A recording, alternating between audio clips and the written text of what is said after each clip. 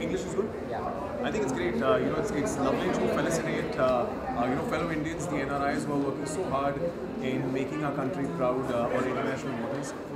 We've been through this trip and there's some fantastic achievements that Indians have made internationally, and I think the ethnic race, we've outbeaten everybody on international waters. So I think it's great, and it's a very prestigious moment for me also, for that matter, to be hosting and felicitating these wonderful gentlemen.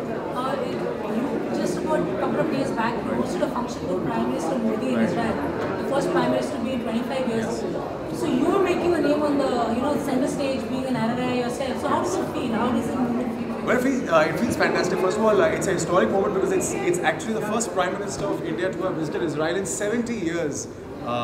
25 years of the friendship ties, but 70 सालों में I think no Indian Prime Minister has ever visited Israel, and it was great. I'm going to mark this for the rest of my life in my diary, because I was the guy who hosted the entire event that day, and being an NRI that day, because I was in Israel.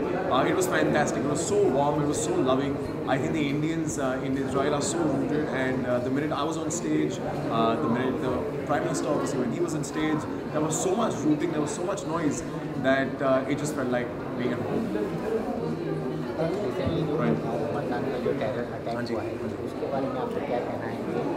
देखिए, I'm not the right person to comment on it, other than the fact that genuinely I think it's really saddened me, and it's very shocking that somebody would kind of do an attack on such a pavitra theme, if that's the right way to put it.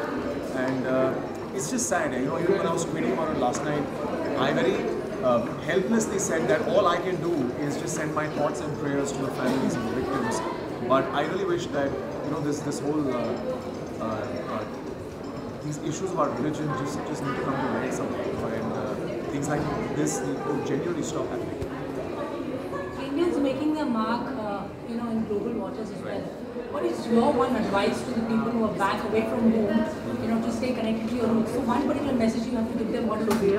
I think I'm not going to tell them to stay connected to their roots, because every time I go abroad and I'm doing a show internationally, I feel the people internationally are so well connected and are so rooted and grounded that it's beautiful. As an Indian, when you go to London, you go to America, when I went to Israel, you see all these Indians. They're very rooted. They're very religious. They follow suit of the family culture, of the Indian traditions, of the culture in general. So I don't think they need advice at all. Thank you. Thank you very much. I'll look at